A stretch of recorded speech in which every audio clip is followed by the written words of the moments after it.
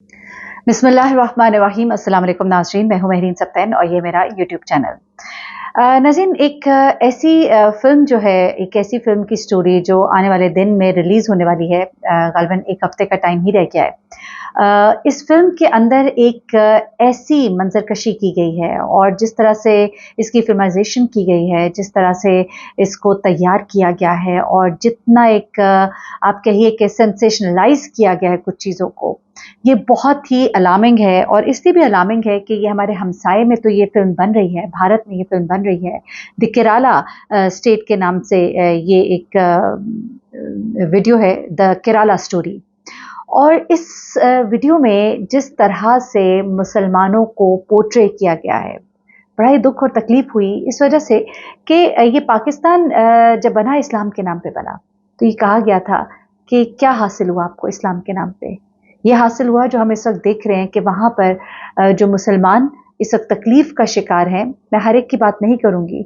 बहुत सी जगहों पर मैंने ये भी देखा है, क्योंकि मेरा बहुत सी ऐसी जगहों पे जाना होता है जहाँ पे मैं हिंदुस्तान से आने वाले बहुत से लोगों से मेरी मुलाकात होती है और वहाँ पे जो मुसलमान हैं उनकी मुख्तलिफ़ राय है। कुछ ऐसे मुसलमान हैं जो बहुत ज़्यादा समझते हैं कि उनके हुकूक सल्ब किए जा रहे हैं। कुछ ऐसे मुसलमान हैं जो काफ़ी मुतमईन हैं, बहुत खुश भी हैं। तो मैं यहाँ पर कोई गलत बात नहीं करूँगी, लेकिन यहाँ पे ये भी ज़रूर है कि कुछ जगहों पर कुछ ऐसी चीज़ें हो रही हैं कि इस्लाम का एक गलत रूप जो है वो दिखाने की कोशिश की जा रही है, जबकि जो चीज़ बताई जा रही है उसका ताल्लुक दूर-दूर तक इस्लाम के साथ नहीं है।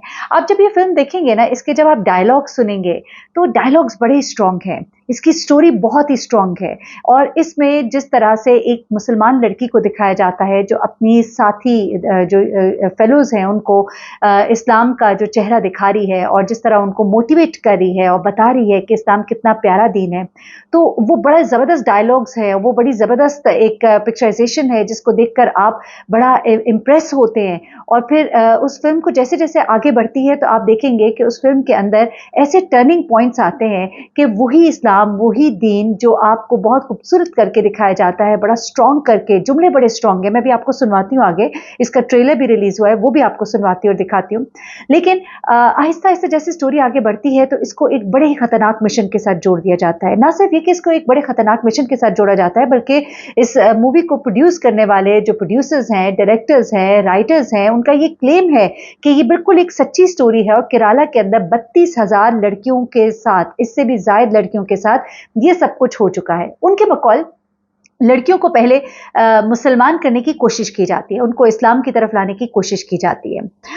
उनको बताया जाता है कि इस्लाम कैसे दूसरे मज़ाहिब से मुख्तलिफ है और वहाँ पे औरत कितनी ताकतवर है और इस्लाम कितना खूबसूरत दीन है। और उसके बाद फिर उनको जन्नत का और बहारों का उनको ख्वाब दिखाया जाता है और उसके बाद उनको इस दीन में दाखिल करने के बाद, और ये जो लव जिहाद का एक ट्रेंड वहाँ पे बहुत बना हुआ है कि मुसलमान लड़कियों से शादी की गैर मुस्लिम लड़कियों से शादी की जाती है उनको मुसलमान करने के लिए। तो वो कॉन्सेप्ट जो है यहाँ पे पहले इस्तेमाल किया जाता है कि लव जिहाद के ज़रिए इन लड़कियों को इस्लाम के अंदर दाखिल किया जाता है, दीन इस्लाम में दाखिल किया जाता है। फिर उसके बाद नेक्स्ट स्टेप वो ये बताते हैं कि जब वो दीन इस्लाम में दाखिल हो जाती हैं तो उसके बाद उनको एक्सट्रीमिज़्म की तरफ ले जाया जाता है। और एक्सट्रीमिज़्म से मतलब उनका ऐसा है, यानी कि दाइश में इन्वॉल्वमेंट है, यानी कि इन लड़कियों को तैयार किया जाता है और फिर इनको आहिस्ता-आहिस्ता दाइश में शामिल किया जाता है।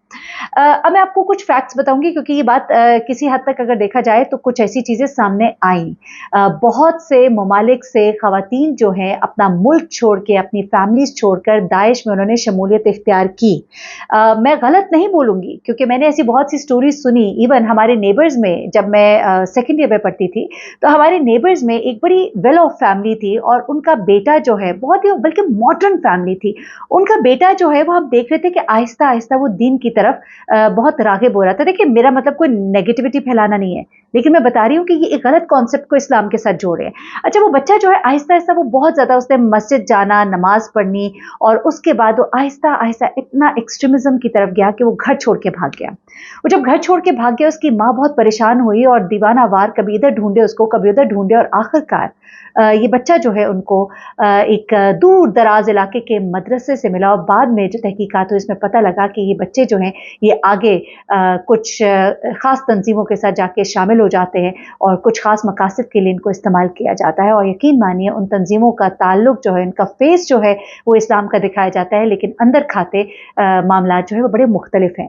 अब ऐसे में जब दाइश के साथ इन खवातीन को जोड़ा गया तो उससे पहले इस्लाम के साथ जो इनका कनेक्शन शो किया गया और इस्लाम को एक मैं कहूँगी गलत तरीके से पोर्ट्रे करने की कोशिश की गई, दैट इज़ वेरी अलार्मिंग। और ख़ासतौर पर इंडिया के अंदर जो मुसलमान रहते हैं उनके अंदर बड़ा गम और गुस्सा पाया जाता है इस बात के ऊपर, न सिर्फ इंडिया में बल्कि दीगर जगहों पर जो भी इस फिल्म के ट्रेलर को देख रहे हैं और ज़बान को समझते हैं वो गम और गुस्से का शिकार है। वो इस वजह से कि हम ये मानते हैं कि आईएसआई के हवाले से ऐसी चीज़ें आती रही हैं, आईएस के हवाले से माज़रत के साथ ये चीज़ें आती रही हैं कि दाइश में कुछ ऐसी शमूलियत और इस तरह की एक्टिविटीज़ हुई हैं पास्ट में, लेकिन उसको आप अगर इस तरह से जोड़िए तो फिर तो हमारे पास बहुत सी मिसालें मौजूद हैं और मुख्तलिफ मज़ाहिब से मुताल्लिक हैं। लेकिन आप इस चीज़ को अगर इसके साथ जोड़ दें तो फिर हर मज़हब के अंदर ऐसे एक्सट्रीम ग्रुप्स मौजूद हैं, हर मज़हब के अंदर, हर मुल्क के अंदर ऐसे एक्सट्रीम ग्रुप्स मौजूद हैं। तो इसको अगर दिखाना भी था तो इसका अंदाज़ बड़ा मुख्तलिफ होना चाहिए था, जिसमें आप ये भी बताते कि मुसलमान का एक दूसरा रूप भी तो दिखाते ना, आप वो दिखाते जो एक सही मुसलमान है और फिर आप वो दिखाते जो किसी को अगर बहलाकर फुसलाकर किसी तंजीम में शामिल करता है। And not necessarily having said that कि I agree to the point जो वो कह रहे हैं कि ऐसा होता है, उन्होंने उस चीज़ को बहुत बढ़ा चढ़ा के जो शायद 2% या 10% होती होगी उसको उन्होंने 90% करके दिखाया, जिसके ऊपर अब भारत में बहुत ज़्यादा शोर है। और इंडियन सुप्रीम कोर्ट ने ये जो मंगल को फिल्म द केराला स्टोरी की रिलीज़ पर पाबंदी लगाने की जो दरखास्त थी उसके समाअत से इनकार कर दिया। अच्छा, यहाँ पे बड़ा शोर मचा कि यानी कि उनकी सुप्रीम कोर्ट भी अंडर प्रेशर है, लेकिन ऐसा नहीं है। मैंने जब इसकी तहकीकात की, क्योंकि एज अ जर्नलिस्ट मेरा काम है कि मैं सही बात को आप तक पहुँचाऊँ, तो जो बात हम तक पहुँची वो ये है कि क्योंकि अब ये मौक़िफ़ इसमें इख्तियार किया गया था दरखास्त गुजार की तरफ से कि बदतरीन किस्म की नफरत अंगेज तकरीर और ऑडियो विजुअल प्रोपेगेंडा है इस मूवी के अंदर, जिस पर जस्टिस साहब जो है उन्होंने ये कहा कि अच्छा, और ये भी कहा गया कि इस फिल्म के ट्रेलर को 2 करोड़ के करीब लोग अब तक देख चुके हैं। तो इस पर जो जज साहब है, जो बेंच था, उसने कहा कि नफरत अंगेज तकारीर की कई किस्में हैं, इस फिल्म को सर्टिफिकेट जो है मिल चुका है और बोर्ड ने इसे क्लियर कर दिया है। ये ऐसा नहीं है कि जिसे कोई शख्स कभी भी पोडियम पर आकर कह जाए कि इसको ख़त्म करना चाहिए और ख़त्म कर दिया जाएगा। फिर जज साहब ने कहा कि अगर आप फिल्म की रिलीज़ को चैलेंज करना चाहते हैं तो आपको सर्टिफिकेशन और मुनासिब फॉर्म के ज़रिए इसको चैलेंज करना चाहिए।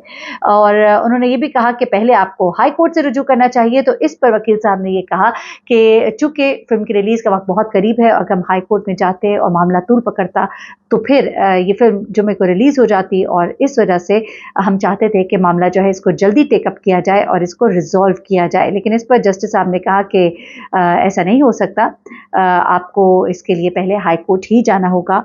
और द केराला स्टोरी जो है इसमें बहुत से लोग जो है इस वक्त बड़े परेशान हैं और दुख का इजहार भी कर रहे हैं। मैं आपको ज़रा सुनवा देती हूँ इस फिल्म में किस तरह के जो सनसनी इसके अंदर पैदा की गई है, जो डायलॉग्स और फिल्माइजेशन के ज़रिए जो स्ट्रेंथ देने की कोशिश की गई है, उसमें तो वो कामयाब हुए हैं, लेकिन इसका बहुत एक नेगेटिव इम्पैक्ट है। और इस्लाम के तशख़्ख़ुस को जिस तरह से इन्होंने ख़राब करने की कोशिश की है, मैं समझती हूँ ये बहुत ही गलत है। और इंडिया जहाँ पे मुसलमान और हिंदू मज़हब के लोग सब बसते हैं, तो वहाँ पर हर एक के राइट्स का ख्याल रखा जाना चाहिए। और यहाँ पर बहुत ज़्यादा इस वक्त इसके ऊपर क्रिटिसिज्म हो रहा है। आप ये सुनिएगा ज़रा कुछ डायलॉग्स, क्योंकि मैं इनका ट्रेलर नहीं चला सकती, यूट्यूब की कुछ पॉलिसीज़ है, लेकिन डायलॉग्स जो हैं उन्हीं वीडियोज़ की तस्वीर के साथ मैच करके जब मैं चला रही हूँ, आप सुनिएगा तो आपको एहसास होगा कि किस कदर पावरफुल स्क्रिप्ट लिखी गई है। मुसलमानों को मैं तो कहूँगी कि एक तरह से दुख पहुँचाने के लिए, उनकी दिल आज़ारी के लिए। अपना बहुत ख्याल रखिएगा और इसके लिए आवाज़ उठाइएगा। अल्लाह हाफ़िज़। शालिनी उन्नीकृष्णन, ए हिंदू फ्रॉम केरला। आईसिस कब ज्वाइन किया, ये जानने के लिए क्यों ज्वाइन किया और कैसे ज्वाइन किया, ये जानना ज़रूरी है। इस दुनिया को सिर्फ अल्लाह चलाता है, ओनली अल्लाह। उन्हें करीब लाओ, खानदान से जुदा करो, दुश्मनी रिश्ते बनाओ, जरूरत पड़े तो उन्हें प्रेग्नेंट करो और जल्द से जल्द अगले मिशन के लिए हमें हैंडओवर करो। तुम लोगों ने बताया नहीं तुम कौन से गॉड को मानता?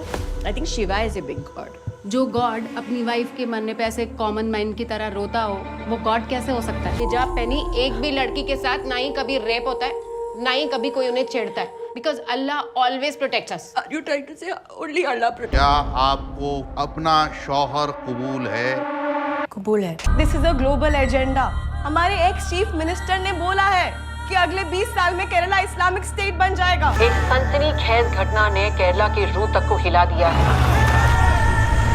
Just come back, you're not safe, Shalini. Please come back. हम 48 गर्ल्स में से 7 क्रिश्चियन हैं, बाकी हिंदू हैं।